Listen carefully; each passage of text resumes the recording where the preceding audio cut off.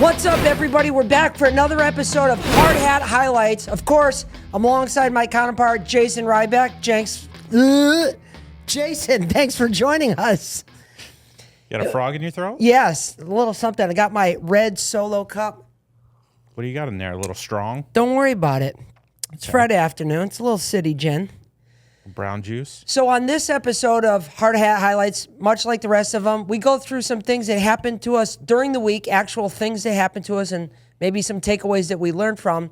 And then we go over some headlines and topics that we found insightful, interesting, or just so crazy we had to talk about it. And Jay, why don't you kick us off with what has happened this week that stood out to you that we should talk about? Well, this week we actually had a first in our careers. Yes, we did. Which is an interesting first that not a lot of people like to talk about. Yeah. However, I think it's worth talking about. It's very worth talking Especially how we got to that point. Yeah, that's right. So we had contracted to do business with a local company here. That's all you have to say. 2 years ago. Yep. And installed everything as contracted. They called us back because they thought that there was some blemishes in the glass. These were actually part of the tempering process. So you could only see them in certain angles. And certain times of the day. Right. So it technically, they fell within industry standards, but us being the good customer service company that we are, of course, we decided that we would remake these pieces of glass and replace them for them. We remade the glass, and when it came time to reschedule, it was crickets. We were not getting any calls back. It was nothing. No emails being returned. When I finally did get a hold of someone, they would say, "Oh, I have to talk to the owners," which this particular person, I believe, was a part owner. Yeah. Anyhow, fast forward to 3-4 months ago. Yeah, and just, you said a couple of years, our Libby, the Libinator, accounts receivable, said that was the longest ever outstanding invoice we've ever had. It was 967 days past due. Holy shit, that's so almost past 3 years. due. Past due means that's past 30 days. So throw another. It's 3 years. 3 years, yeah. And when you had took that call as far as it could go, and we had to kind of try something different, I reached out, did all the things that we had to do to get that guy to pick up the number that he wasn't sure who it was. And when I finally got him on the phone, by the end of the conversation, and this is what triggered me, he says, "Not only am I not paying, but you will never step foot in this building again. You might as well just sue me." Which is interesting why he even reacted that way, but I called the bluff. I happen to, in my networking and all the things I've done in my life, I've come across some attorneys, and every now and then you kind of earmark an individual like, man, if I ever needed somebody, I'd want this guy. And you and I got on a call with him a couple months ago. He heard the story, got a bunch of context around it, understood the dynamics. We validated our side of the story with proof. And he sent off a letter, and son of a bitch, wouldn't you know that we got a response that was completely contradictory to the kind of conversations you and I were having, and they elected to allow us to go back and fix these things in 1 day's time and got paid in full. Yeah, that day, got a check. So I don't necessarily know that we did file suit, right? Or was it just kind of a demand letter? It was a demand letter, and that was enough to scare them. Yeah, we were prepared to go to suit. Right. This job was big enough that it was worth doing. And it was just one of those gut reactions where I don't ever want to sue anybody. I hope I never have to go through that again. And most people won't do that, and I think that's that's what this person was preying on it. Exactly. It's almost like he said, "Go ahead, just sue me." Like, you're not going to do that. It's like, you motherfucker. You said that to the wrong person. Every now and then you'd say, you probably shouldn't do that because you might run into the wrong individual. He ran into the wrong individual. Yeah, threw the first punch. In respect to our installers going back to this job site, knowing it was going to be kind of a uncomfortable, uneasy feeling, knowing what the history is. Yeah.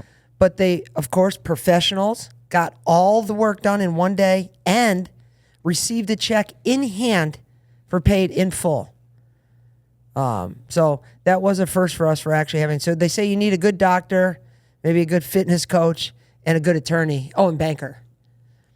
And our attorney, I believe, did very well. I talked to him the other day, gave him a big thank you. Yeah, couldn't have been sure. Said, I hope I don't ever need your services again, but if I do, I'll be calling you. We're going to have the bat phone. What else happened? The Marco job. Tell me about it. So we had done a lot of legwork for a building in Marco Island, large railing project. Kind of jumped through hoops, did everything that was asked of us through. It was a long process, maybe months, 6 months or months. so. And because there's a lot of parties involved. It's not just one single owner or builder. Right. You got you got a collection. board. Yes. Yeah. And those typically take a long time. Right. So we did our usual and, gave them what they wanted. We felt comfortable that they were going to move forward with the project. We were told there was a timeline because of some other repairs that needed to be done there as well, and that it would probably be ready about October. We hadn't heard for a little bit, and this is where you kind of draw that fine line between being a pushy salesperson or following up because you care. Yeah. And it's really about your intent, and our intent obviously is to Service find to out what's customer. going on. Yeah, absolutely. Because it's a big job. It requires scheduling logistic issues. So it's not a type of job you can get last minute, like, oh, I can make this happen. It requires time. Yeah, it wasn't like a follow-up. Like, we were committed already. We put in the work. As far as we are concerned, we were under contract doing this job. Yeah, we weren't on paper, but we had been told by the powers that write the paper that you guys are getting this job. Right. So fast forward to yesterday. You had reached back out, and what happened? She says, I appreciate you reaching out, but I regret to inform you that one of the other board members during this whole process went out and solicited with all your information some other bids and found a bid that was enough lower in price to make us not only consider it, but we went into contract with them. And my initial reaction before I'd say anything was like, I'm hurt. I'm hurt, but I'm also mad at myself because I believed that this was a slam dunk in the bag. And when she said we're already under contract for someone, I'm thinking, wow, didn't even call to give us last look, confirm that it's the same information. Like, because we educated these people on the impact codes and the actual products required to do this job and the different height requirements, ADA. We even brought a mock-up down to We them. bought a mock-up for one of their board votes. And so not to even give us last look would typically anger me a lot. We feel used. Yeah, that's a perfect analogy. But if you really want to be candid and have a hard conversation with yourself or myself, I didn't do enough follow-up. I don't think I stayed in touch enough to almost prevent that from happening. It's like out of sight, out of mind. I don't blame them.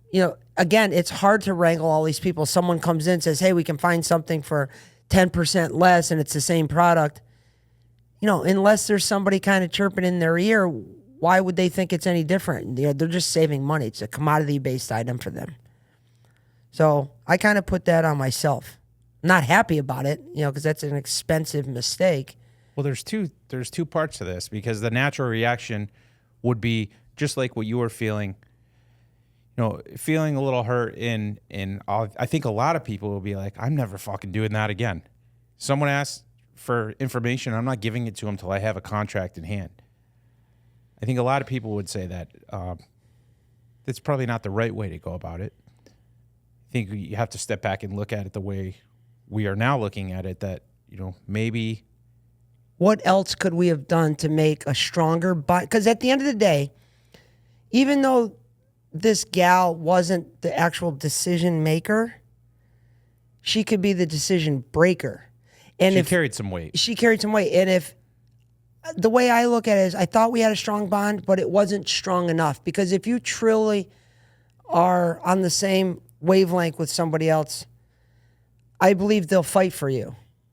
even if it's at their own peril. If they truly believe and respect you, they would make you part of the conversation. That didn't happen here. Right. And so I think I dropped the ball on not doing a good enough job or not following up, or a combination of both. But nevertheless, we lost the job. So well, that's the struggle people have too. Like you said, not following up enough. Sometimes people feel they follow up too much. well, They're I gonna believe push that. them away. I hate it. I've had people do. Matter of fact, I have people doing it actively now, and I go out of my way yeah. to say, listen, I know I'm perceived as an owner, and I am an owner. I'm an on the boots sales professional. I'm chasing deals every day, and I'm commission based. So believe me when I tell you, when I get information, I'll let you know. I will, because I'm placing the order. But, I'm just calling to follow up. No, you're not. That's how I receive. You're calling to get the job. You're hoping that I say, "Oh yeah, I'm Yo, gonna yeah, send I it to just got it sitting over on the corner of my desk. I didn't give a shit. I'm glad you called. you." Yeah. That has never happened to me, ever. Because I can't get paid till the order's in. So I don't want to come across that way. So it's how you do it, in the words that you say, and how tactful you are in doing that. Another thing for LinkedIn, hopefully this will get clipped up, or any social media platform. I didn't have any pet peeves this week, but I'm just going to throw it in there now because it's come out to me. There's some unwritten rules that I believe people follow on social media. And if you're not aware of that, I want to tell you about it now. If somebody else has done a post, what they're hoping for is people engage in it. They like it, they share it, they comment on it. What people typically don't like, especially me, is when you do a post, maybe it's got a video or it's a picture collage of a job, and then you see somebody in the comments says, "Oh, we sell hardware just like this. If you're looking for a better price, call this and here's our website." They almost fucking hijack your post to sell some of their own shit. Don't give a fuck about anything that you posted, about the teamwork or logistic troubles that you went through. They're trying to make a sale off of yours. I delete them. I delete those comments from there, even though I want to have more comments on there for obvious reasons. I can't have those on there. And I would never do that to anybody. Never. It's tacky. It's so tacky. It's a lot of them are from the Far East too. I know I'm just getting spammed with those. But if you're out there and you're trying to build rapport with somebody, and maybe they're a future client or opportunity for you, for type A personalities out there like myself, the quickest way not to get business for them is to solicit business in one of their posts. That's a big no-no for me, period. Conversely, the people that engage in a thoughtful manner and articulate things and, strum up more conversation, they go right to the front of the line. Well, because they're building a relationship. Thank you. Yeah. All right, let's get into some of these headlines. Speaking of details, there's many jobs out there where the details are important. Perhaps none more important than being a doctor. I agree with that. So I saw this crazy story out of Tampa. There's a doctor giving a colonoscopy, which Have you we all got know one yet? is no fun to begin with. Have you had yours? I have not. You got to get that before you're 50. I know. I got mine. Doctor Perfectly says, clean. Doctor says I need to. I'm not there yet. I don't know. You have to. I know. You done, Dad? Yes, please do it. So, doctor's given a colonoscopy, not wearing his hearing aids, doesn't realize the patient is awake. Come on. The anesthesia didn't quite take the way they had hoped, so the patient woke up in the middle of the procedure and was screaming, and the doctor couldn't hear him. Come on. I swear to God. So the doctor has now been suspended, along with his assistant. He had an assistant in there who was unlicensed to be doing whatever they were doing in there. But can you imagine? No. I've recently had, and when you go into this, it's kind of like an operating room, a surgical room, and you're on the bed. It's meant for colonoscopies, right? The machines and everything. But you have the anesthesiologist, the room nurse, the colonoscopy doctor, and then he has an assistant. So there's 4 people there. Yeah. And the anesthesiologist, when I had it, is right there the whole time while he's injecting it, make sure you're under, your heart rate's right. Like, he stays there the whole time. So this screams kind of strip mall practice type of thing. I would not encourage that for anybody. You want to see a professional. That's not a spot to save money. No, you don't want to wake up with a garden hose up your ass. No, and you should see at the end of those hoses, it's like a motorcycle throttle where they're turning it so it can start maneuvering around. Like you want to be out. And by the way, that stuff they put you out with, I think that's what Michael Jackson was using to go night-night with. Propofol. Yeah. That's some good stuff. Like when you get put out with that, it feels like you're gone for a month. And you wake up and it's like, wow. I had a procedure several years ago, and it was the same thing. It was like that. You're black. Everything's black, and then you wake up. Gonzo. Like you don't even know you were sleeping. No. Yeah, crazy. Crazy. Oh, so another job where things are highly important would be being a 911 dispatcher. Oh, yeah. I saw this. Recently in Washington, D.C., they've been having issues with staffing in their 911 dispatch. So much so that they're offering $800 bonuses for you to show up to fucking work. If you show up to every shift in the month, you get an $800 bonus. They're rewarding mediocrity. That's unbelievable. Like that, your pay is predicated on you showing up. Now, here's... So that... Yeah. I'm not saying don't bonus people. I think you should absolutely create incentives to bonus people, but not for the basics. Not for doing what they're like supposed breathing to do. And yeah. Show up with clothes on. Show up when you're supposed to. So they're bonusing. So 911 dispatchers in Washington D.C. Yeah. Which is obviously a large metropolitan area. So I'm sure they're getting a ton of calls. It's littered with crime. So there to be too. understaffed is... Understaffed there is a problem. They actually, last month in July, they had 58 out of 66 shifts where they did not meet their staffing target. Meaning somebody didn't show up. Out of 66 shifts, somebody didn't show up in 58 of them. 66 8-hour shifts. However many staff that is. Let's say it's 50 people, 100 people. Yep. In 66 of those shifts, 58 of them, someone no call, no show, didn't show up, whatever. Yeah, whatever it was. That's crazy. Yeah. That's crazy. Yeah, and so what do you think that is? That's a culture? That's a management? Well, that's a leadership? To me, that's 100% a culture thing. Yeah. Because if they're throwing you money and now it's improved because of that, that tells me they didn't want to be there in the first place, and you're just incentivizing them to be there. How do we even know that's working? Maybe it works for 10 people. Well, yeah. I mean, it's not working 100%, No. but they say that it has improved. $800 for a week's worth of work extra is like 2 paychecks. No, that's for a month. Oh, a month. So it's like having a 5th paycheck. Yeah, for sure. Yeah, man, I'd take that. And one of the other things that they don't attribute it to staffing, but I think we can connect the dots here and see that there's probably staffing causing this issue. They've had some issues with their internal computer systems, so much so that at the beginning of the month, there was a 5-year-old going through a cardiac situation, and the call failed, and the 5-year-old ended up dying. Or I'm sorry, not 5-year-old, 5-month-old. Oh my God. 5 months old. Yep. So the whole infrastructure is just crumbling. There's no leadership there to nurture good culture, help reinvest in the infrastructure itself to make sure everything is operational. That kind of payment for the most basic skill set that you have is available. There's an old saying that I was taught: availability. The best ability you can have is availability. And now they're having to pay this hefty bonus just to get people to show up. To me, that is a leadership, 100% leadership problem. Agreed.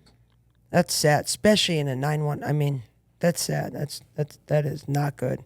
What is this about the arrest? Speaking of 911, arrested at Applebee's. There's a woman in Indiana who was arrested recently at Applebee's because she challenged their all-you-can-eat practice. So what they have you pay $15.99 and it's all you can eat. All you can what?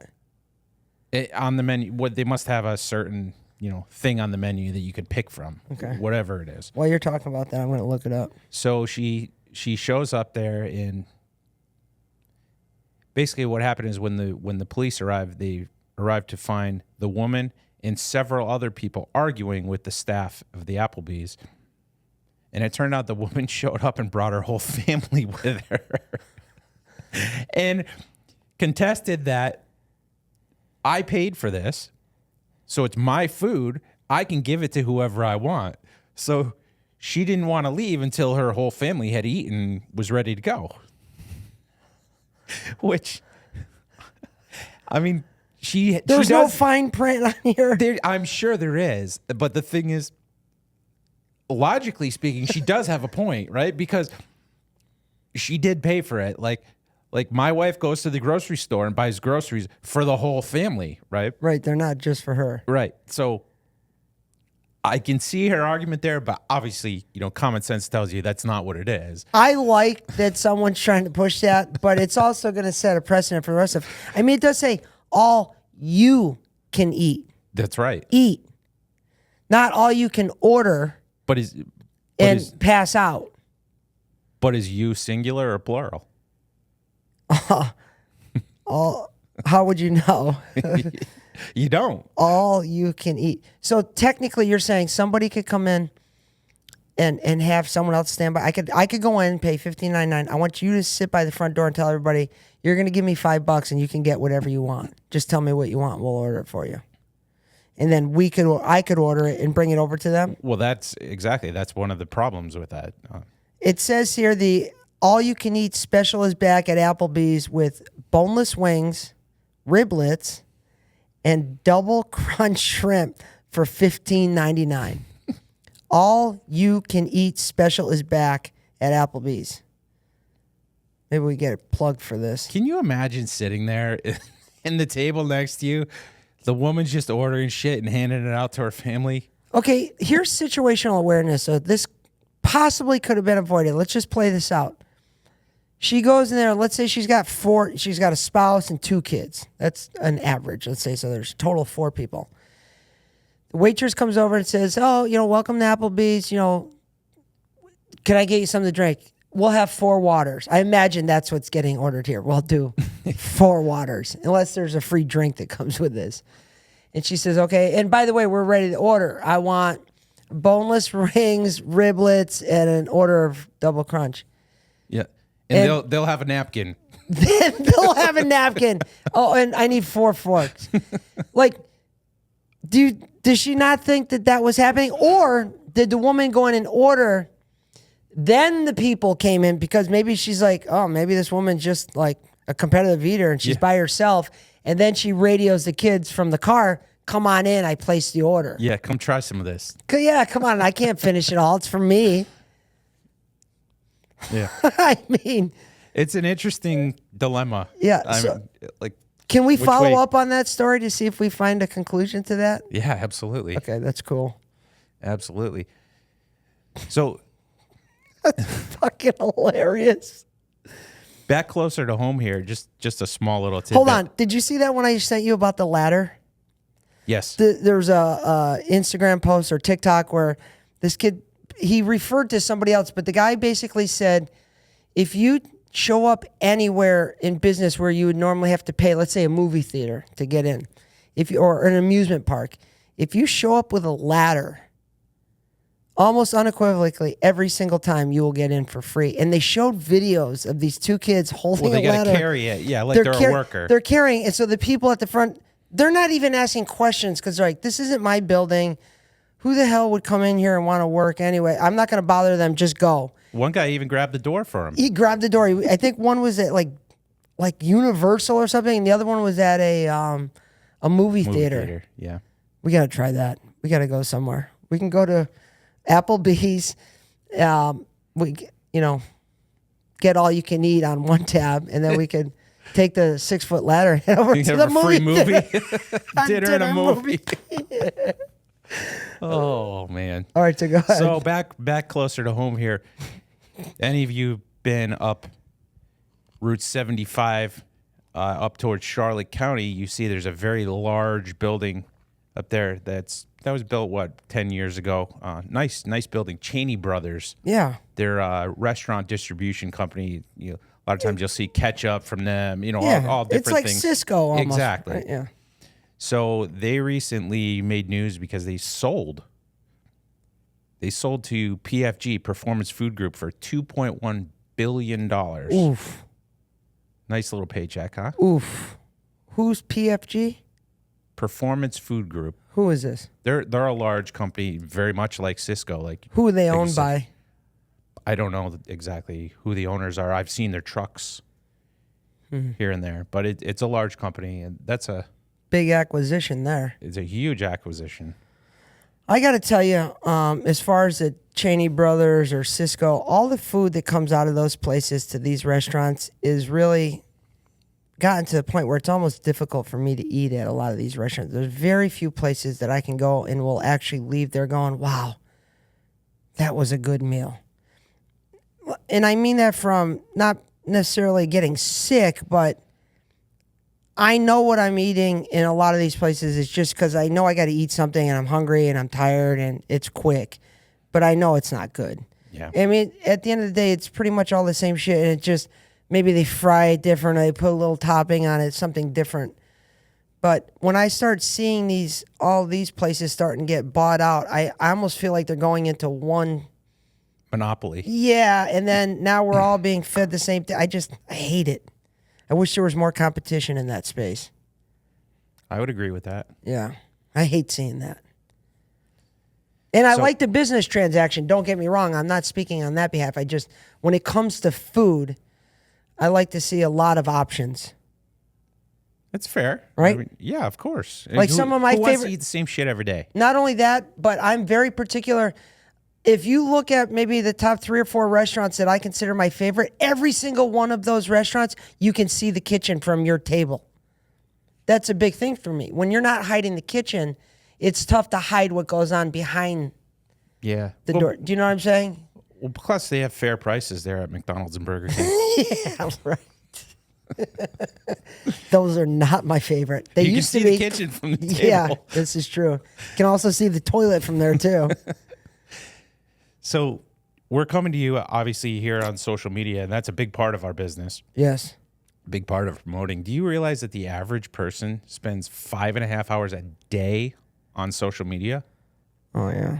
I'm sure you understand that because you probably spend 11, but think about that. Probably not wrong. On average, 5.5 hours a day. That's a lot. That's a whole work day, almost. It's literally almost a quarter of a day, and that's counting the time you're asleep. Yeah. So recently there was a poll done of 2,000 Gen Zs, and 3 out of 4 of them have experienced and blamed social media for some of their mental health deficiencies.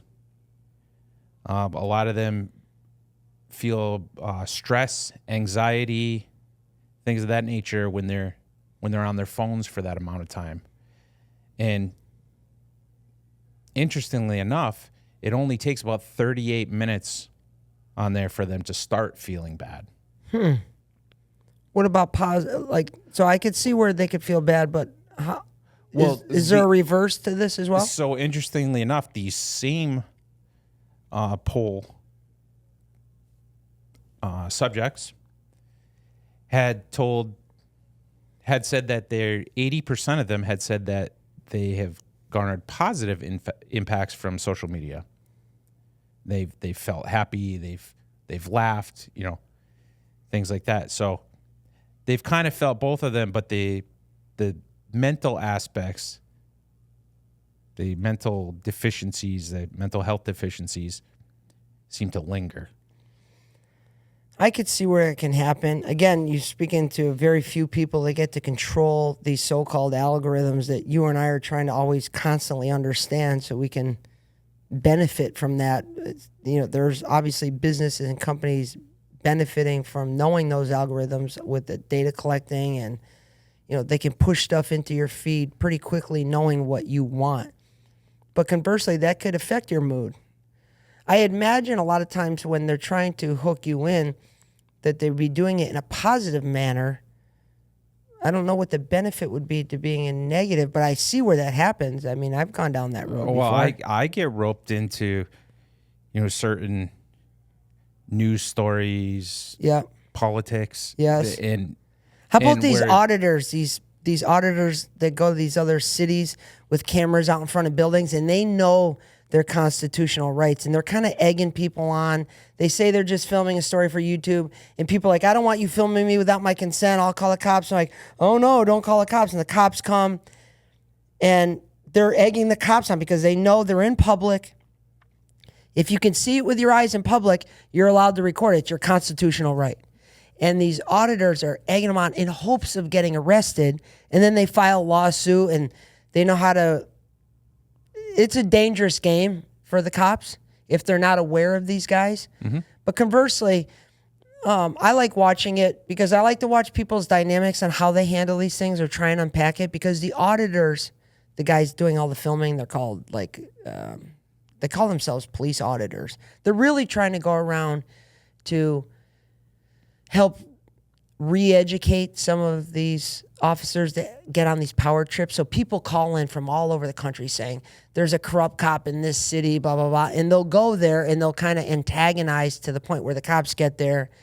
And then they kind of catch these guys on camera trying to flex their muscles or invoke fear into these auditors. And I can't stop watching them. When I get one of those in there, I mean, I could go for an hour and a half at night when I'm on the couch. I just can't stop watching them. Reminds me of what we used to do in high school with keg parties and Officer Welch. Except he would just take your beer and leave, and now you had nothing. Oh, man, that poor bastard. And you couldn't catch it on camera. That's the whole point now. They know they're on camera, so it's like, shit. Yep. I shouldn't have said that. Yeah, but I guess it all boils down to what type of media you're consuming. I mean, naturally, if you're watching, you and I were just talking the other day about you watching Free Solo again, like Oh, man. the anxiety you get watching You're right. watching that.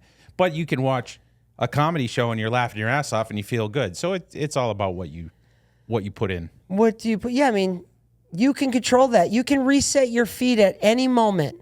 If you went into your feed and started searching the top 3 things now, let's say you're into fitness, watches, and soccer, and you type those into your search bars and click on a few videos, before you know it, your whole feed will be littered with fitness, soccer, and watches. Yeah. So if that's a little hack, if you're tired of what you're seeing in your news feed, try and start searching for some other items and watch what starts happening. You can alter your news feed. That's pretty cool. So last but not least, here in New Jersey, there's video that came out of a contractor error, which caused a 30-inch water main to break. And it broke in a way where the water was just firing at, like, this house looked like Stormy Daniels. It was just, I mean, just this constant flow. Constant flow of water right at the house. It was in the middle of the street and just shooting at the house. I saw it. It was, I don't know what type of house you would call it, but, you had the first floor, and on the second floor, you had kind of like, the roof was pitched, but 2 windows were kind of elevated, and all the water was like shooting right into the middle. I saw that. Yeah. I didn't know what that was. So I saw that. And how did it happen? It was a contractor error, is all they said. It had to be a pretty big fucking error for a 30-inch water main to break. And that's fucking unbelievable. Yeah. I mean, we know how much pressure that is. We've been in some residential houses. Well, that's exactly what made me think of it. And have drilled accidentally. I believe you and I have been on 2 jobs where that's been happened in our career. Actually, I've been on 3. One with Doug. That was a big one. Yeah, well, let's recap that. That was Doug? Well, I know you and I. When we first moved to Florida, here, yes. We were used to construction up north, meaning you never had to worry about drilling on the outside wall of a house in a shower if it was on the outside wall. A pipe in there, because you weren't allowed to put the pipes on the outside wall because they would freeze. Mm-hmm. And so just moving to Florida, we're kind of still in that mentality. We weren't even thinking of looking for water pipes. And especially down here, those lines they're using that red and blue, was it PEX? Well, this was a toilet supply line. So it's real soft material. By the time we drill through with our spear point and it's scalding hot, you go through the tile and the Durock. I mean, it touches that thing. It's sinking right into it. Yeah, yeah, melts and it was into like a fucking geyser just shooting out at us. We didn't know what to do. Well, after that, we learned quick. You're putting your thumb there like that's going to stop anything. We had to learn before we even started these jobs to find out where the water main was to the house, and it was typically on the outside of the house, between the house and the street somewhere. Yeah. But that reminded me of the other one that you and I weren't involved on, but one of our crews went out and this was purely a contractor error. This wasn't 100%. Wasn't the subcontractor Right. error. This was a contractor error. Right. So our team went to drill a bottom hinge into the threshold of a shower, and lo and behold, there was a fucking water pipe. Yeah, and here they usually form it up and they'll do poured concrete. Right. And so they poured concrete, but then the contractor ran a water line across the top of that and then somehow capped it off with the tile being up higher and a sill on top and put a water line in the curb. I mean, what a moron. That got me thinking. I'd love to hear. I know we would love to hear all your stories. If any of you have any cool, funny stories about, they're funny now errors. because you already went through it. It's not funny when it happens. No, it's the worst day of your life when it happens. But if you have any that you want to share with us, we want to know about it. Also, don't forget to subscribe to our YouTube channel, Glazz Guy, where all the podcasts that Jay and I have done over the last 3 or 4 years are on there. There's a lot of short videos. We would love it if not only you subscribe, but shared it as well to any of your network of people that might be interested, where we go over all the weekly headlines that we find fascinating and some of the things that we learned during the week. And we promise not to cause any stress or anxiety. We'll try our best. But until next week, don't forget to subscribe and stay tuned for our next episode of Hard Hat Highlights.